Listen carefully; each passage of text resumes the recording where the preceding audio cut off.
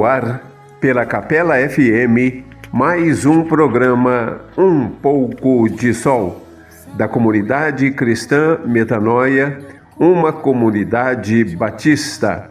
Uma hora inteira de comunhão com Deus e com você, ouvinte. Bom dia, aqui é o pastor Ezequiel e eu estou feliz por ter você aqui com a gente hoje para juntos, durante uma hora, participarmos do programa Um Pouco de Sol. Seja bem-vindo, que Deus te abençoe ricamente.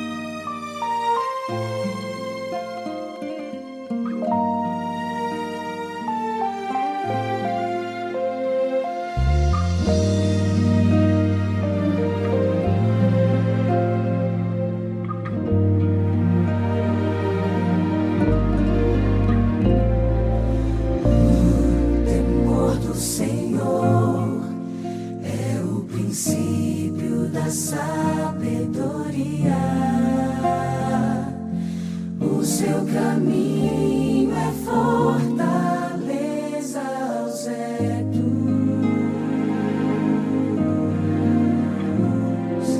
O temor do Senhor é odiar o mal e a falsidade. O temor do Senhor traz firme confiança e refúgio aos seus filhos. Quem procurar o Senhor vai achar, vai receber seu favor. E quem ouvir sua voz vai a paz encontrar.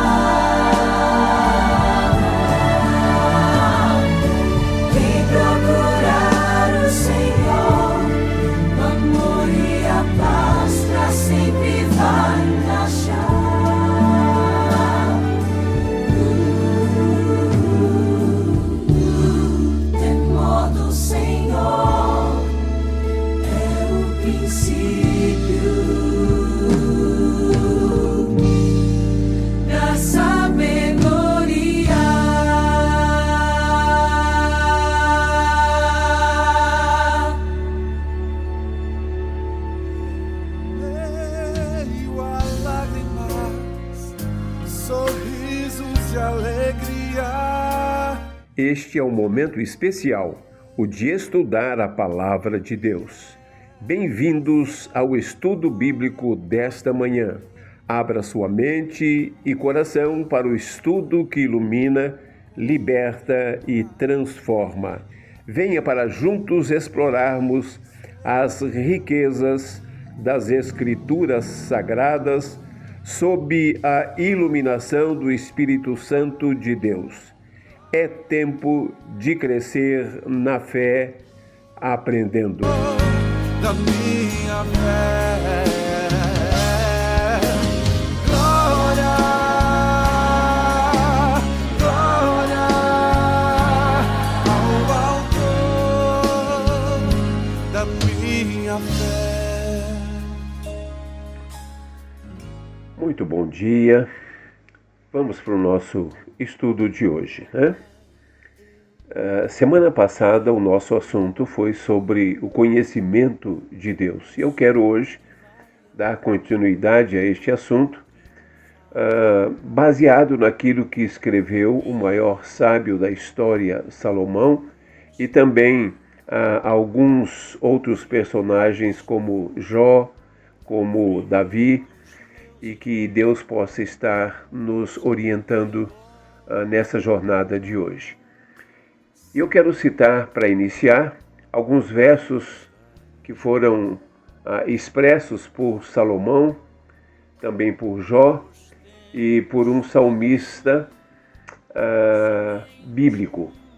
Lá em Provérbios 9, verso 10, Salomão diz assim: "O temor do Senhor é a chave da sabedoria, e conhecer a divindade é alcançar o pleno sentido do conhecimento."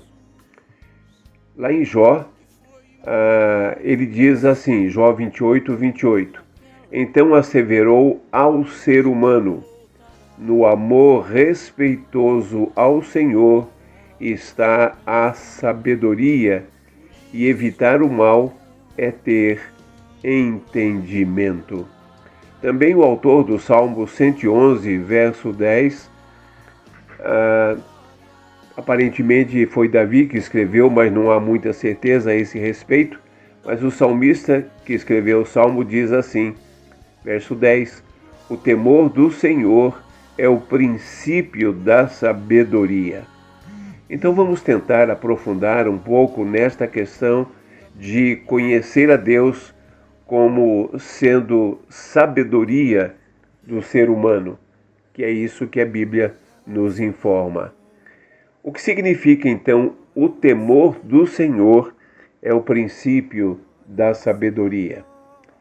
Primeiro, a gente precisa saber o que significa o termo temer.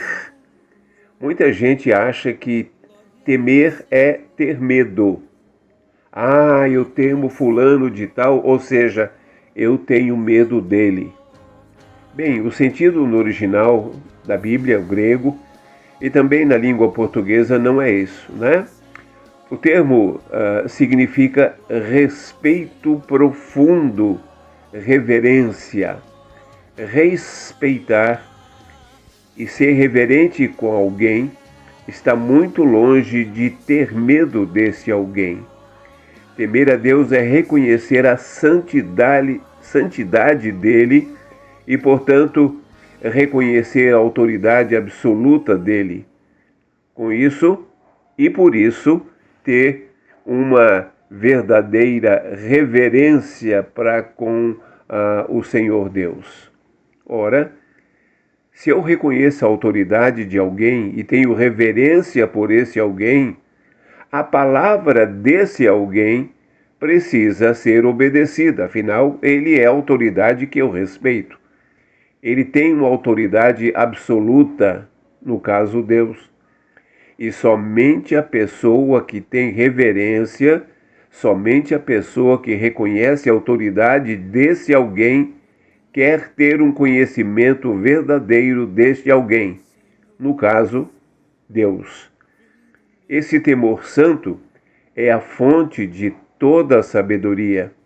Afinal, quando conheço a Deus, Ele me transmite tudo aquilo que eu preciso saber para que eu seja alguém sábio, para que eu seja alguém feliz. O ímpio ou o não cristão Até pode fazer declarações inteligentes, pode criar sistemas filosóficos complexos, mas a menos que ele tenha comunhão com Deus através de um relacionamento redentor, jamais essa pessoa terá acesso ao genuíno conhecimento absoluto de Deus. Temer ao Senhor Deus é admirá-lo de forma amorosa, reverente, submissa. O salmista fala sobre o temor do Senhor dizendo assim, lá no Salmo 119, verso 120, ele diz: arrepia-me a carne com temor a ti, e temo os teus juízos. O temor é a maneira correta de alguém se aproximar de Deus com reverência, com respeito. No Salmo 19, verso 9, Davi, o salmista, diz assim: o temor do Senhor é puro e permanece eternamente. E ele continua: as ordenanças do Senhor são verdadeiras e todas igualmente justas. Também é Davi, lá no Salmo 36, no primeiro verso, quando ele fala sobre a maldade do ser humano, vai dizer: aos seus olhos, ou seja, aos olhos do ímpio, não faz sentido temer a Deus. Por quê?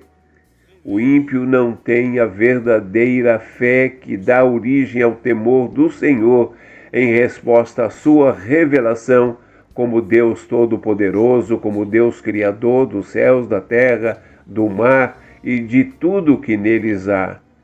E como tal, merece ser reconhecido e também glorificado. O temor do Senhor é o princípio da sabedoria, porque aqueles que possuem este temor reconhecem a sua total dependência de Deus. Aquele que teme ao Senhor entende que tudo que é, e tudo que faz, e tudo que tem é de Deus e depende de Deus. O seu objetivo maior é, então, obedecer a Deus. Já o ímpio ou o não cristão entende que não faz sentido algum esse temor a Deus, e é por isso que esse pessoal vive uma vida desgraçada, longe de Deus, afrontando a Deus com suas ações, e não se apercebe que vai se dar muito mal lá na frente. Por isso, a frase "o temor do Senhor é o princípio da sabedoria" transmite a verdade de que o reconhecimento de Deus como Criador, como Senhor, como Redentor, é o ponto de partida que regula e normatiza o verdadeiro conhecimento. Conhecer a Deus acima de tudo é a maior necessidade do ser humano. E é por isso que Salomão, o homem mais sábio que já existiu no mundo, vai dizer no capítulo 1 de Provérbios, no verso 7, o seguinte: o temor do Senhor é o princípio do saber, mas os loucos desprezam a sabedoria e o ensino. Essa ideia de respeito e reverência a Deus é o princípio controlador da mensagem de Provérbios. Do começo ao fim do livro, Salomão diz que o temor do Senhor é a única base para o verdadeiro conhecimento. A Bíblia ainda diz que os loucos desprezam a sabedoria e o ensino. Deus derrama de sua graça comum sobre todos, e por isso os incrédulos são capazes de demonstrar conhecimento sobre o mundo, mas não sobre Deus. Mas mesmo que eles se esforcem em adquirir mais e mais conhecimento, ainda assim acabam desprezando a sabedoria e o ensino que vem de Deus, e aí agem como loucos, apesar de muito conhecimento intelectual. E o motivo disso é a falta do temor do Senhor, que os impede de entender o que realmente os mistérios desta vida significam. Isso fica claro em Provérbios 1, a partir do verso 27, quando o sábio escreve sobre as desgraças que cairão sobre aqueles que ignoram o temor ao Senhor.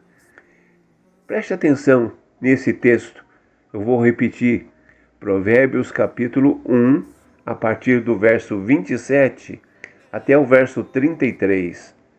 Olha só o que o grande sábio vai dizer. Quando aquilo que temem abater-se sobre vocês, como uma tempestade, quando a desgraça os atingir como um vendaval, quando a angústia e a dor os dominarem, então vocês me chamarão, mas eu não responderei. Procurarão por mim, mas não me encontrarão, visto que desprezaram conhecimento e recusaram o temor do Senhor, não quiseram aceitar o meu conselho e fizeram pouco caso da minha advertência. Então comerão do fruto da sua conduta e se fartarão de suas próprias maquinações, pois a inconstância dos inexperientes os matará, e a falsa segurança dos tolos os destruirá. E ele completa dizendo: mas quem me ouvir viverá em segurança e estará tranquilo, sem temer nenhum mal. Que texto fantástico! Muito claramente o autor está dizendo que aqueles que vivem fora do temor do Senhor, só na sabedoria humana, se fartarão por algum tempo, mas lá no futuro será ou cairá sobre estas pessoas a mão pesada de Deus, que é aquele que controla tudo e a todos. Por isso, quem não obedece a Deus, não teme e não respeita os seus mandamentos, a sua vida segue por outros caminhos que fatalmente levarão à ruína e à perdição, principalmente a perdição eterna. Não obedecer a Deus é insensatez, porque somente Deus sabe o que é melhor para cada um de nós. Principalmente, é a única maneira de alcançar o céu. Obedecer a Deus é colocar Jesus como Senhor e Salvador pessoal. Seguir e obedecer a Ele. Por isso, como a gente falou semana passada, se você quer conhecer a Deus de fato, é preciso temê-lo, é preciso obedecê-lo, e a ordem é dele. É só através do seu Filho Jesus Cristo que há o verdadeiro conhecimento e o verdadeiro saber sobre a vida eterna. Então, meu querido amigo, amiga, que está me ouvindo nesse instante, tema a Deus, obedeça-o, coloque Jesus Cristo como o principal nome da sua vida. Entregue sua vida a Ele. Deixe que Jesus seja o Senhor, seja o Salvador, seja o dono, e o obedeça integralmente. E é na sua palavra, a Bíblia, que a gente sabe, conhece e põe em prática tudo aquilo que Deus quer para a nossa vida. Então, meu querido, se você quer fazer isso hoje, não perca mais tempo. Entregue sua vida a Jesus Cristo. Eu posso te ajudar. Se você quiser, eu sempre coloco aqui meu telefone. Pode anotá-lo, pode me ligar, pode me buscar através do WhatsApp e eu vou te ajudar espiritualmente falando da melhor maneira para que você realmente conheça a Deus, você entregue sua vida a Ele, você seja feliz e principalmente você tenha certeza de que um dia estará na eternidade no céu com Jesus Cristo. Você quer fazer isso hoje? Anote meu telefone aí. É 15 991 34 6370. Que Deus te abençoe e até a próxima semana, se Deus assim o permitir. Abraço. Olá, bom dia, pastor. Aqui o cantor João C. Magalhães de Pilar do Sul. Parabéns, pastor, pelo programa de religião que o senhor está fazendo aí na Rádio Capela 104.9. Lindo, muito bonito. Continue assim, pastor, que o senhor está fazendo a coisa certa. Deus abençoe, pastor, o senhor e toda a sua família. Um abraço, amigo.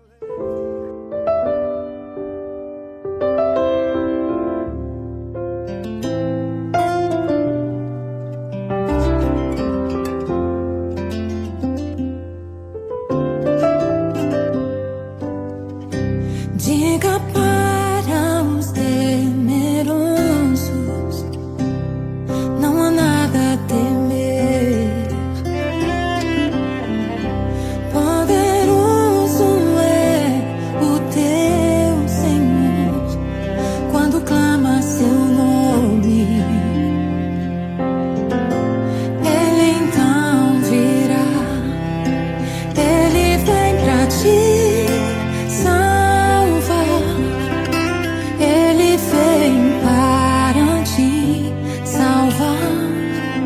Diga ao cansado, o teu Senhor virá. Ele vem para te salvar. Ele vem para te salvar. Ele vem para te salvar. Contempla o Senhor e te levantarás. Ele vem para te salvar.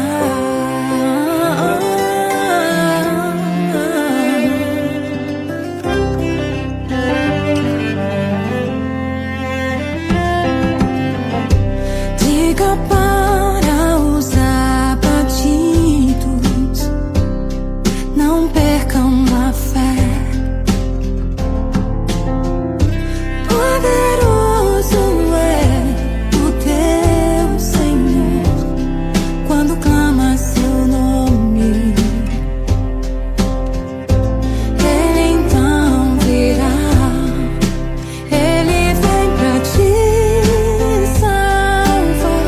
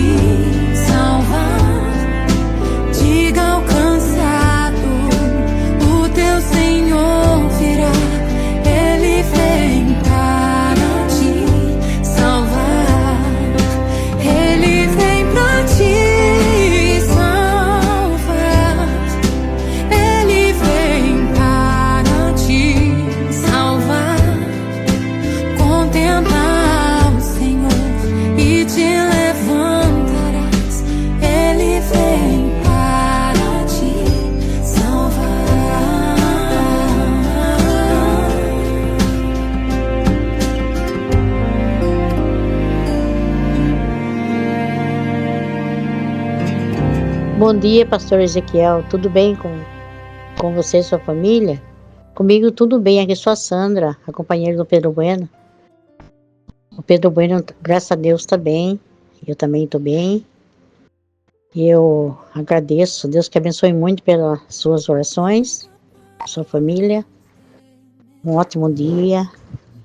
Fica com Deus, tudo de bom. Nada é igual ao seu redor. Vamos para mais uma Você Pergunta, nossa sessão de perguntas e respostas. Um espaço para ouvir e esclarecer suas dúvidas sobre a Bíblia, fortalecendo nossa caminhada de fé. É o momento de encontrar respostas bíblicas para o nosso dia a dia. Participe, envie suas dúvidas e vamos juntos aprender um pouco mais sobre o propósito de Deus para nossas vidas. É buscando que encontramos, é questionando que crescemos. Abra seu coração e juntos vamos viver o amor de Cristo na prática. No silêncio encontro resposta certa. Então. Chegamos no momento, você pergunta. É isso aí. Adivinha quem vai perguntar? Vamos lá. Adivinha. Aí tem algumas coisas que intrigam a gente na Bíblia. E eu vou precisar que você me explique. Você sabe que eu preciso que desenhe, né? Que senão... Se for possível, a gente faz, né? Então tá bom. Na realidade, a Bíblia, para muitas pessoas, talvez para algumas pessoas, tem alguma certa crueldade da parte de Deus, da parte de Jesus. Porque assim, eu fico me perguntando, como pôde Jesus, que é o Filho de Deus, ser tão cruel com uma mulher, a mulher cananeia, a ponto de chamá-la de cachorrinha? Como pôde? Isso é verdade? Chamou de cachorrinha? O pior ou melhor, não sei, é que é verdade. Ele realmente chamou. Mas o problema é a falta de entendimento do porquê Jesus fez isso e para quê, né? Tem um contexto, né? Tem todo o contexto que a gente precisa entender. Tem um contexto e deve ter uma lição bem legal nisso, Tem né? várias lições. Oba! Então, Ok. Desenha pra mim. Ok, vamos lá, vamos ver o que a gente pode fazer, tá bom? Tá certo. Então vamos lá. Essa pergunta é intrigante. Essa pergunta é interessante porque, de fato, é verdade que Jesus aparentemente foi, assim, um pouco pesado, né, demais com essa mulher cananeia, a ponto de chamá-la de cachorrinha. Mas será que Jesus fez isso mesmo? Será que a intenção dele foi diminuí-la? A gente precisa estudar as questões da Bíblia de uma forma mais profunda para entender a intenção e o significado daquilo que ali está escrito. E o texto a que a pergunta se refere está lá em Mateus, se você puder abrir a sua Bíblia, Mateus no capítulo 15, do verso 21 até o verso 28. Eu vou ler aqui para você agora, tá? Na versão da NVI. Diz assim: saindo daquele lugar, Jesus retirou-se para a região de Tiro e de Sidom. Uma mulher cananeia natural dali veio a ele gritando: Senhor, filho de Davi, tem misericórdia de mim. Minha filha está endemoniada e está sofrendo muito. Mas Jesus não lhe respondeu palavra alguma. Então seus discípulos se aproximaram dele e pediram: mande-a embora, pois vem gritando atrás de nós. Ele respondeu: eu fui enviado apenas às ovelhas perdidas de Israel. A mulher veio, adorou-o de joelhos e disse: Senhor, ajuda-me. E ele respondeu: Não é certo tirar o pão dos filhos e lançá-lo aos cachorrinhos. Disse ela, porém, sim, Senhor, mas até os cachorrinhos comem das migalhas que caem da mesa dos seus donos. Jesus respondeu, mulher, grande é a sua fé, seja conforme você deseja. E naquele mesmo instante, a sua filha foi curada. Essa passagem de Mateus 15 narra o encontro de Jesus com uma mulher natural de Cananeia, portanto não era uma conterrânea sua, uma judia, né? Ele é um dos textos mais intrigantes e, à primeira vista, até desconcertante da Bíblia. A forma, assim, aparentemente assintosa como Jesus se comporta. Primeiro com silêncio, não respondendo à mulher. E quando a gente não responde a alguém, aparentemente é falta de educação. E depois Jesus vai responder com palavras aparentemente duras. Ele levanta questões importantes sobre a sua missão, sobre a sua natureza e também sobre a sua compaixão. É preciso então estudar a Bíblia à luz do seu contexto, à luz da intencionalidade do autor, no caso Mateus, e também do ator principal, no caso Jesus Cristo.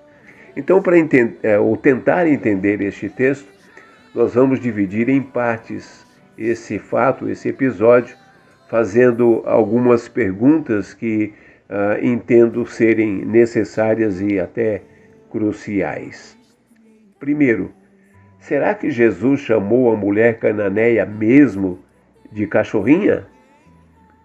De acordo com o texto bíblico, Jesus vai usar a palavra grega kinarion, que é traduzida como cachorrinho doméstico. Aquele cachorrinho lindinho que a gente tem em casa, né? E isso é uma distinção crucial que a gente precisa entender. A palavra para cão de rua, para cão imprestável, que é utilizada sempre pelos judeus e de uma forma pejorativa, é a palavra kion, que era usada ou se referia sempre aos gentios ou aos não-judeus. E não é essa palavra que Jesus usa, kion, que é o cão de rua, o cachorro de rua, né?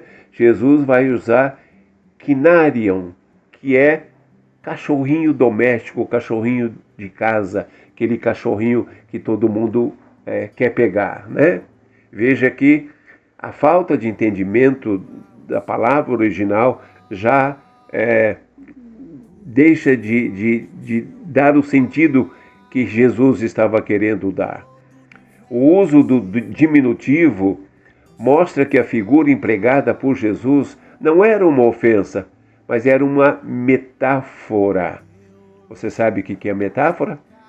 A metáfora é uma figura de linguagem que compara duas coisas diferentes, mesmo que à primeira vista elas não pareçam ter nenhuma relação semântica. Há um propósito nisso específico, e é isso que Jesus fez.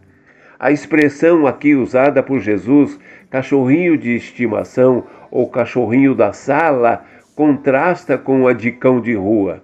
A intenção de Jesus não foi ofender a mulher, mas a intenção, e por isso é uma metáfora, era ensinar uma lição sobre a prioridade da sua missão como filho de Deus.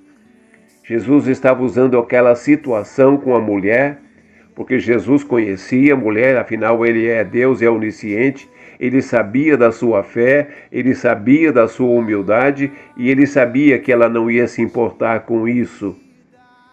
Mas Jesus usou aquela situação para ensinar a quem?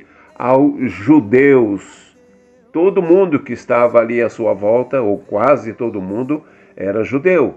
E ele então estava querendo ensinar uma lição para eles, ok? Então a segunda pergunta é: isso que Jesus fez era ofensivo? Bem, para a mulher cananeia, a comparação, apesar de carregar uma conotação de humilhação da parte de Jesus, não foi entendida por ela como uma ofensa. O texto sugere que para os judeus da época a palavra cão era usada de forma pejorativa para se referir aos gentios, ou seja, aos não-judeus. Por quê? Os gentios não criam em Cristo como Deus, como aquele profeta ou como o Messias esperado pelos judeus. No entanto, a mulher não se sentiu humilhada, ela não se sentiu insultada. O amor por sua filha, a sua fé inabalável, superaram qualquer possível ofensa. E Jesus sabia disso, e é por isso que ele usou esse termo. Ela não apenas aceitou a comparação, mas pegou essa comparação e a usou em seu favor, ao concordar com a posição de cachorrinho debaixo da mesa. Veja que ela acrescenta dizendo que ela se colocava como um cachorrinho debaixo da mesa para pegar as migalhas. E ela então ali estava pleiteando por migalhas vindas de Deus, que para ela significavam a cura da sua vida, da sua filha. Então, como entender essa expressão? A frase dita por Jesus, não é certo tirar o pão dos filhos e lançá-lo aos cachorrinhos, precisa ser entendida no contexto da missão de Jesus Cristo. Inicialmente, o envio do Filho de Deus era direcionado ao povo de Israel, chamado de os filhos, por Jesus Cristo. A expressão reafirma o propósito da sua missão, salvar as ovelhas perdidas de Israel em primeiro lugar. Depois, por meio dos seus discípulos, Jesus seria pregado por todo o mundo gentílico para que ele pudesse ser salvo. O silêncio inicial de Jesus, ou seja, aquele momento que Jesus não deu nenhuma resposta, virou as costas para a mulher, e aquele momento em que ele vai dar uma resposta aparentemente dura, tinha um propósito pedagógico. Ele não agiu por indiferença, mas agiu em obediência ao Pai que havia estabelecido uma ordem para a salvação. Primeiro Israel, depois os gentios. E a resposta da mulher demonstrou uma sabedoria, uma perspicácia muito grande. Ela aceitou sua posição na metáfora e ainda ampliou a imagem. O que ela disse? Sim, Senhor, mas até os cachorrinhos comem das migalhas que caem da mesa dos seus donos. Ela estava reconhecendo que Jesus era o dono, era o Senhor, era o Criador, era o Todo-Poderoso, e ela se submetia a comer as migalhas para que ela tivesse as suas dificuldades resolvidas. E assim revelou que a graça de Deus é tão abundante que há pão para todos, tanto para os filhos quanto para os cachorrinhos debaixo da mesa. Ninguém precisa passar fome, porque Deus distribui para todos com muito amor. Então isso significa que Jesus estava fazendo acepção de pessoas? Claro que não. A passagem não mostra o favoritismo, mas a fidelidade de Jesus à missão inicial e a forma como a fé, no caso da mulher, pode superar barreiras. A prioridade da missão estava direcionada a Israel e não atender a mulher de imediato. Jesus permanecia fiel à sua tarefa. O texto também destaca o contraste entre a incredulidade dos líderes judeus e a grande fé daquela mulher que não era judia. Enquanto os judeus não tinham fome do pão, a mulher cananeia implorou por ele. E é por isso que Jesus vai dizer: eu sou o pão da vida. Os judeus, para quem Jesus veio, rejeitaram o pão, mas a mulher implorou por ele. Veja a diferença. A atitude de Jesus, então, vai servir como lição, não só para a mulher, mas também para os discípulos, porque eles queriam apenas se livrar daquela mulher. Ele usou a fé dela como exemplo para mostrar que sua missão, embora começasse em Israel, era universal. No final, a perseverança da mulher diante do silêncio, do desprezo dos discípulos e das palavras de Jesus foi elogiada. E a sua fé resultou na cura da filha, mesmo fora do território judaico, sugerindo o início da missão de Cristo no meio dos gentios. Então, meus queridos, qual é a conclusão que nós chegamos? Há muita gente que busca por falhas na Bíblia. Por quê? Porque prefere uma leitura superficial, ignorando a profundidade teológica daquilo ou da mensagem que a Bíblia traz. O encontro de Jesus com a mulher cananeia é um exemplo disso. O que parece ser uma conversa difícil é, na verdade, um momento de transição na história da salvação. Jesus, o Messias de Israel, estava abrindo a porta para a fé dos gentios. Eu e você somos gentios. Se não fosse isso, nós não teríamos acesso a Deus hoje. A mulher cananeia era uma não-israelita e tornou-se símbolo da fé que muitos em Israel haviam perdido. A fé daquela mulher demonstrou que a bênção de Deus não se restringe a um país, a um povo, a uma linhagem, mas se estendem a todos aqueles que creem em Cristo.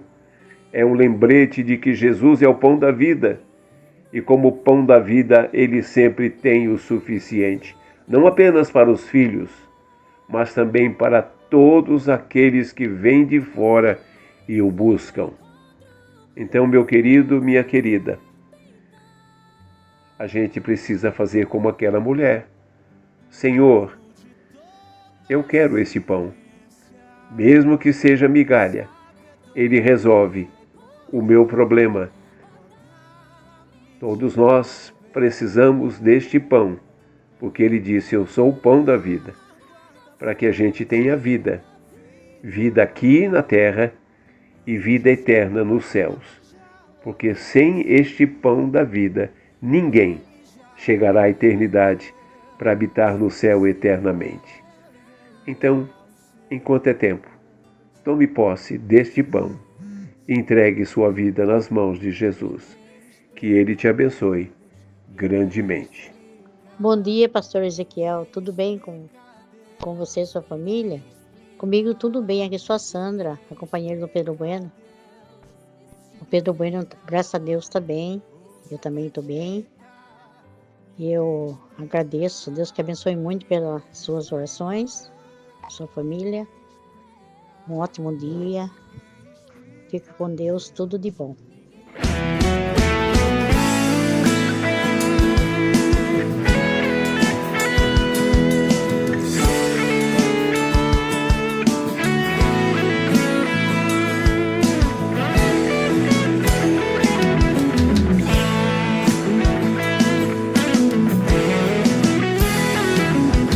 A Bíblia nos conta uma história de uma mulher cananeia. Queria encontrar com o mestre para que curasse a filha dela. Foi quando uma multidão naquele momento passava. Ela colocou em seu coração que se clamasse bem alto, o mestre a escutava. Tem misericórdia de mim, assim ela clamava. A minha filha jaz em casa, muito atormentada. Os discípulos olhando pra ela, ao mestre então interrogou: despede logo essa mulher, ó meu Senhor. Jesus olhou para aquela mulher naquele caminho. Não posso dar o pão dos filhos aos cachorrinhos. Aquela mulher com humildade ao mestre assim falou: também os cachorrinhos comem do que cai da mesa do teu Senhor. Jesus olhou com compaixão e abençoou aquela mulher. Vai agora pra tua casa e ser conforme a sua fé. Ele se admirou com a fé que ela tinha, e naquela mesma hora foi curada a sua filha. É assim que o nosso Deus trabalha, Ele faz como quer. Ele é o Senhor, Jesus de Nazaré, está aqui conosco pra nos dar vitória. Ele é o Deus que operou no passado e também no presente. Ele aqui está no meio da gente pra mudar o rumo e a sua história.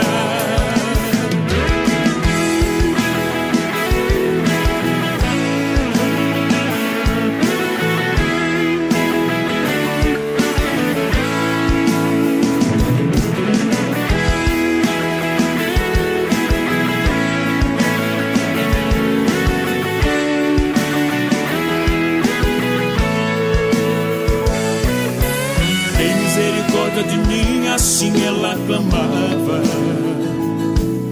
A minha filha jaz em casa, muito atormentada.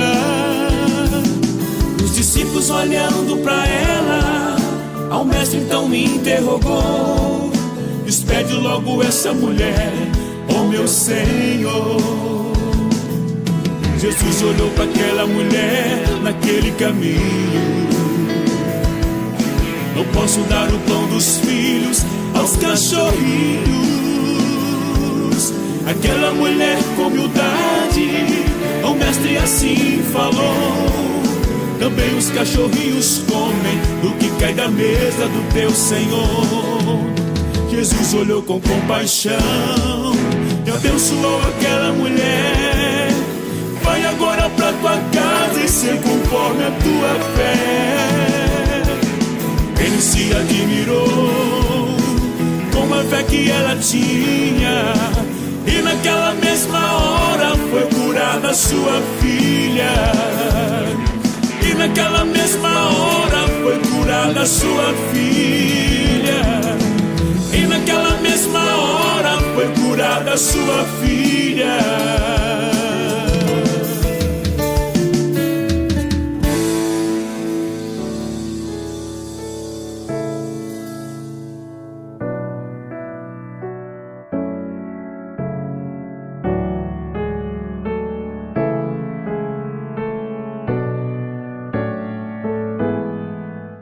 Chegou o nosso momento de oração.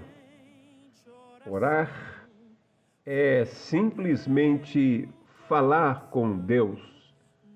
É o momento de expressar gratidão, fazer os nossos pedidos, as nossas reflexões e eu diria até os nossos desabafos. A oração deve ser direta com Deus, espontânea, com amor e com muita fé. Venha comigo agora, vamos juntos orar e buscar a presença de Deus. Ele controlar, só então. Esse é o momento de oração. Momento que nós vamos colocar o nosso pensamento diretamente com o pensamento de Deus. Por isso, para que não haja nenhuma dispersão, peço que você, se puder, feche seus olhos, acompanhe a oração, pense em Deus, Não deixe nada tirar a sua atenção, para que nós possamos orar juntos nesse instante. Eu quero, antes de qualquer coisa, agradecer ao recado que foi mandado pelo seu Jansen e pela Sandra, que agradecem o programa, a mensagem, e a Sandra a cura do seu marido. Que Deus possa abençoá-los ricamente. E esta oração também está incluindo a vida deles de forma específica. Vamos orar. Pai Santo, Deus eterno, Criador, sustentador de tudo e de todos, reconhecemos, Pai, que Tu és o único e soberano Deus. Reconhecemos que tudo que somos, que temos, pertence a Ti e por isso dependemos de Ti. Humildemente, em nome do Teu Filho amado Jesus Cristo, eu quero agradecer pelo privilégio de compartilhar a Tua palavra com os nossos ouvintes. Quero Te agradecer pela Rádio Capela, pelo seu Antônio e sua família. Quero agradecer, Pai, pela vida do Jansen, da Sandra, pela melhora do seu companheiro. Pai, que as Tuas mais ricas bênçãos recaiam sobre eles. E também, Pai, que cada ouvinte receba a Tua ajuda, a Tua bênção, a Tua misericórdia. Mas, Pai, principalmente, que ninguém saia deste programa hoje sem ter um acerto contigo através de Jesus Cristo. Que todos possam Te conhecer profundamente e que sejam sábios a ponto de temer e reverenciar a Ti de uma forma definitiva. Que a Tua graça e misericórdia recaiam sobre cada um deles. Eu oro agradecido, em nome do Teu Filho amado Jesus. Amém.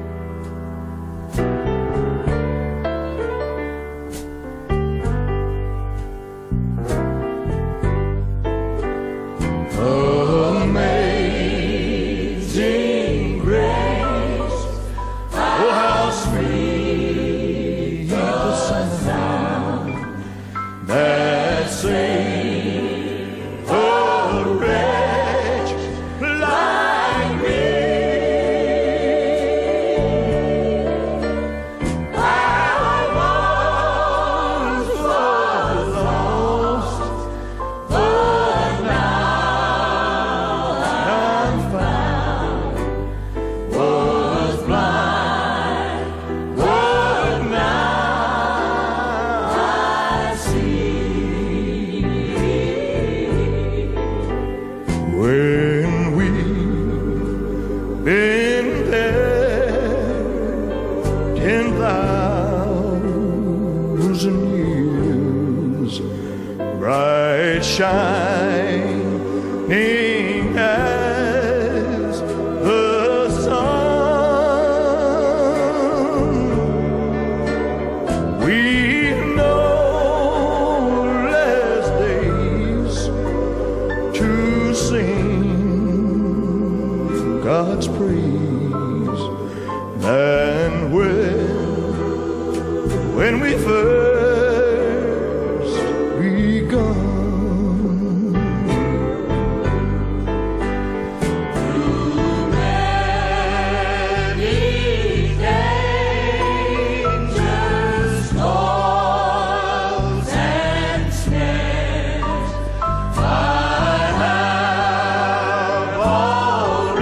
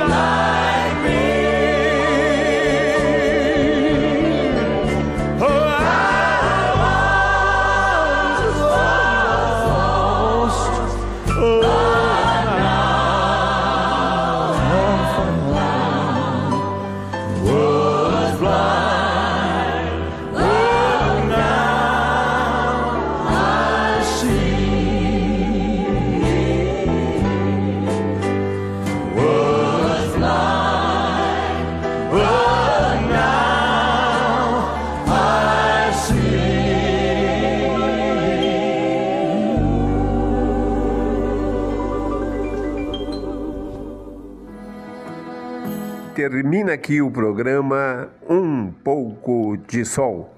Uma hora de reflexão, fé e comunhão com a Palavra de Deus. O programa onde a fé e a esperança se encontram.